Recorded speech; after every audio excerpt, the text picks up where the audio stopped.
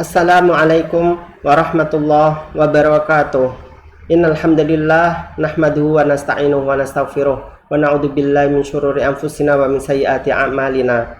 Allahumma shalli wa sallim ala sayyidina Muhammad wa ala ali sayyidina Muhammad. Jamaah, menyambung dari pendidikan seks yang saya sampaikan di awal dulu, hari ini kita akan mengetengahkan bagaimanakah cara pendidikan seks yang kita harus tekankan kepada anak kita. Yang sesi kedua ini, bagaimanakah seks dalam Islam, ya. Pertama yang harus kita ketahui bahwasanya seks itu diperbolehkan di dalam Islam. Islam tidak membatasi aktivitas seksual, ya. Hunna libasul lakum wa antum libasul lahun. Kalian adalah pakaian untuk istri-istri kalian dan istri kalian juga pakaian untuk kalian, ya. Maka fa'tu harsakum anna syi'tum, kapanpun dan dimanapun kalian menginginkannya untuk aktivitas seksual, maka kalian boleh saja. Ini yang harus kita tekankan. Islam tidak melarang seperti halnya beberapa agama di mana ada biarawati yang tidak boleh untuk seks, ya. Kemudian ada pendeta-pendeta yang tidak boleh menikah dan dia disediakan perempuan-perempuan biarawati yang boleh saja dia kumpuli dan lain sebagainya. Islam tidaklah seperti itu. Islam memperbolehkan kita kalau memang dia adalah seorang perempuan yang sah dalam pernikahan kita. Yang harus kita ketahui, apakah nikahnya dengan syarat yang sah ataukah tidak. Wa min ayatihi, dalam firman-Nya Allah mengatakan an khalaqalakum min anfusikum azwaja. Sebagian dari ayat-ayatnya Allah Subhanahu wa taala, diciptakan kalian yang berpasang-pasangan litaskunu ilaiha, agar kalian merasa bahagia, sakinah, tentram di hadapan mereka. Dan mereka juga tentram di hadapan kalian. Kalian terjaga farjinya, kalian terjaga aktivitas seksualnya, kalian tidak mengembara kemana-mana pemikirannya. Maka disinilah Rasul menekankan kalau memang kita siap sudah untuk menikah, maka jangan sampai tunda-tunda. Jangan sampai kita kemudian menunda-nunda pernikahan, dan harus dari pernikahan yang sah. Di sana banyak sekali pernikahan-pernikahan yang tidak sah. Perempuannya lari dari orang tuanya, memilih sang suami, padahal dia haruslah meminta izin orang tuanya. Siapakah orang yang kita ajak lari itu, ya? Itu adalah orang yang baru kita kenal. Sementara ayah kita, ibu kita, orang tua kita adalah orang yang pertama kali wajib kita mintai restu. Doa mereka sangat mujarab sekali, manjur sekali, didengarkan oleh Allah. Ridho mereka merupakan ridhonya Allah Subhanahu wa taala. Bisa kita bayangkan betapa ini adalah hal yang sangat luar biasa. Andaikan kita menikah ternyata tanpa restu dari orang tua, pertama adalah tidak sah, yang kedua adalah mendapatkan ghadabnya Allah Subhanahu wa taala, ya. Karena tidak ridhonya Allah, tentulah tidak ridho orang tua, dari tidak keriduan orang tua. Kemudian yang kedua yang ingin saya sampaikan lagi, bahwa seks dalam Islam ini hanya terjadi antara laki-laki dan perempuan. Kita membatasinya. Islam membatasinya. Laki-laki diciptakan untuk perempuan, perempuan untuk laki-laki. Bahkan bukan hanya manusia saja yang diciptakan berpasang-pasangan. Yang namanya langit pasti ada bumi, siang pasti ada malam. Kalau ada hujan pasti ada panas. Ini adalah sunnatullah yang sudah terjadi seperti itu. Mau tidak mau kita seperti itulah yang terjadi. Jangan sampai kita itu tidak bisa membedakan pasangan kita apakah laki-laki ataukah perempuan. Di sana banyak orang-orang yang tidak bisa membedakan pasangannya. Dia laki-laki mengejar laki-laki. Ini adalah salah, dan hubungan seperti ini diharamkan oleh Allah Subhanahu wa taala, yang disebut sebagai kaum Sodom. Kaum Sodom itu adalah kaumnya Nabi Lut yang sudah dihancurkan ribuan tahun yang lalu. Sekarang tanahnya berubah menjadi laut mati. Karena saking dahsyatnya laut mati itu, tidak ada satu spesies pun yang hidup di laut mati tersebut. Jamaah yang dimuliakan Allah Subhanahu wa taala, yang ketiga yang ingin saya sampaikan, bahwa aktivitas seksual itu hanyalah terjadi atau tidak sah pernikahan kecuali dengan seorang muslim, kalau memang dia adalah seorang muslimah. Wala tankihul musyrikati hatta yu'min. Janganlah kalian laki-laki menikahi perempuan musyrikah sampai dia itu beriman. Wala amatun mu'minatun khairum min musyriki walau musyrikati walau a'jabakum. Perempuan yang muslimah, meskipun dia itu dari kalangan budak yang kulit hitam, dia itu lebih baik daripada perempuan yang musyrikah, walaupun perempuan itu lebih kamu sukai, lebih membuat hati kamu berdetak, ya, kencang, berdebar-debar. Ini yang harus kita ketahui, ya jamaah semuanya. Jangan sampai kita menikahi non muslim karena agama kita melarang. Kemudian dalam ayat yang lain, sabda Rasul Shallallahu Alaihi Wasallam tentang pernikahan, aspek-aspeknya, ya ma'syarus syabab, wahai laki-laki, para laki-laki, man istata'a minkum alba'ah, jika kalian memang sudah sudi atau sudah siap untuk menikah, falyatazawwaj, maka jangan diundur-undur, menikahlah. Fa innahu aghaddun lil basar, karena dia itu dapat menundukkan pandangan, wa ahsanu lil faraj, dan dia juga akan menenteramkan atau menenangkan gairah seksual kalian atau kelamin kalian, menjaga kelamin kalian. Ini jangan sampai kita tunda-tunda. Anak kita misalkan sudah siap untuk menikah, dia sudah mempunyai pekerjaan yang siap, ya, izin nikah dengan seorang perempuan, maka kita izinkan, cepat-cepat kita nikahkan. Jangan sampai kita tunda-tunda, nanti dia terjun ke lembah perzinahan, dan itu adalah haram hukumnya. Orang yang sudah berzina ada dua hukumnya. Yang pertama adalah zina muhsan, seorang yang sudah menikah kemudian terlanjur berzina dengan perempuan yang lain, maka dia balasannya adalah dirajam sampai mati. Dirajam itu bagaimana? Dia kemudian digalikan tanah, kepalanya yang ada di atas, kemudian dia dilempari sampai mati. Ini kejam sekali Islam. Bukan kejam, bahwa ini syariat sudah datang sebelum adanya Islam yang dibawa oleh Rasul SAW.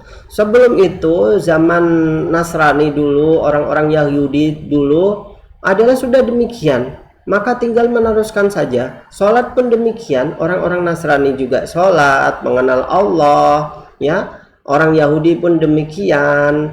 Syariat itu dibawa sama, hanya saja ada penyempurnaan, ada penambahan dan lain sebagainya yang dari Nabi kita Shallallahu Alaihi Wasallam. Disinilah ada seorang 3 pemuda datang kepada Rasul mengatakan tentang ketakwaannya yang luar biasa. Pemuda yang pertama mengatakan, wahai Rasul, saya setiap kali sholat pasti saya tidak akan tidur, sholat sepanjang malam. Ini menunjukkan ketakwaannya kepada Allah Subhanahu wa taala seperti itu. Laki-laki yang kedua mengatakan, wahai Rasul, jika saya itu puasa, maka puasa saya sampai subuh hari besok. Artinya dia hanya sekali saja berbuka, kemudian puasa lagi.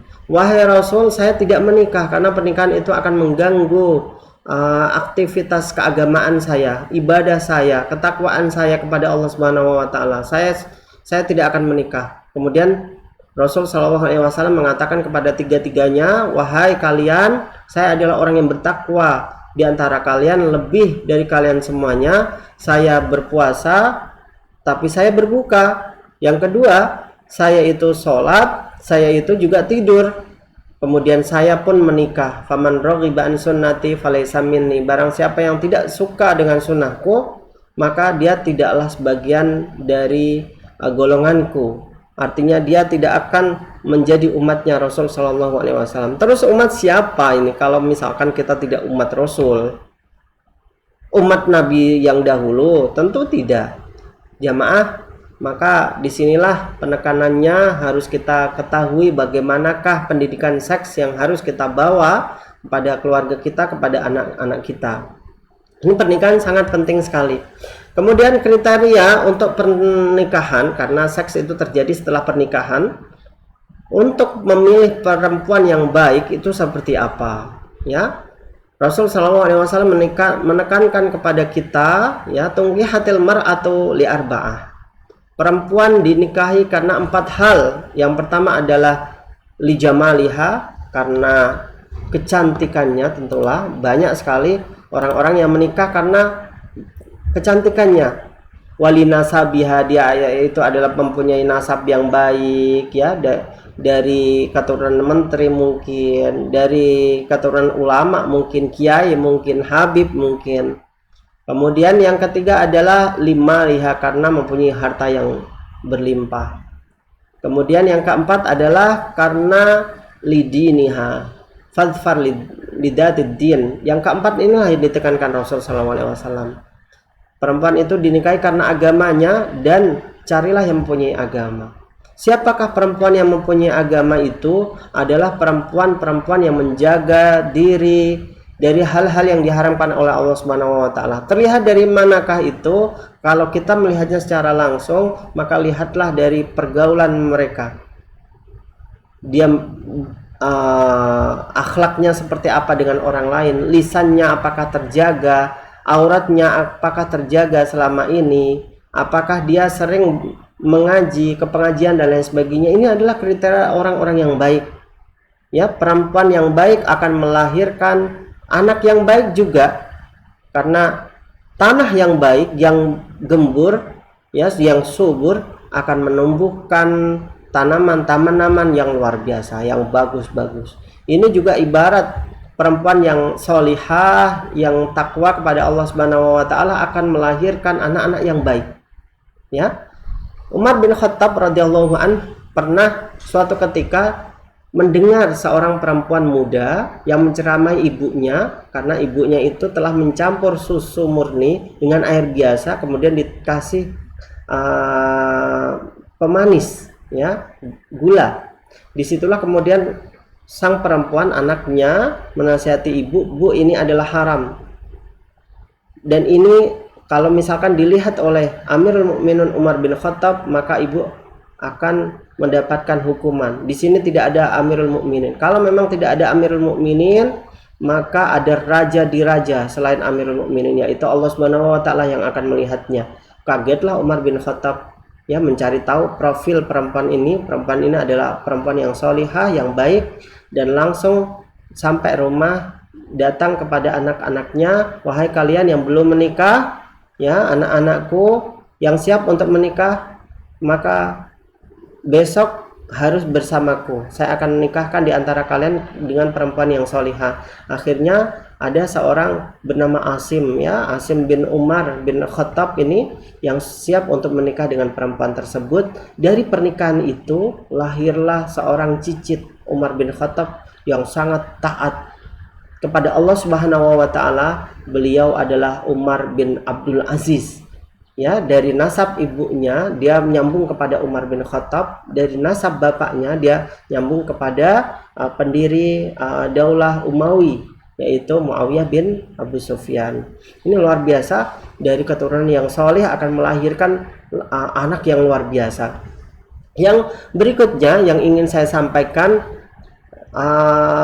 ida atakum, dalam sebuah hadis Rasul Shallallahu Alaihi Wasallam menekankan kepada kita, "Idza atakum man tardawna dinahu wa khuluquhu fankihuhu."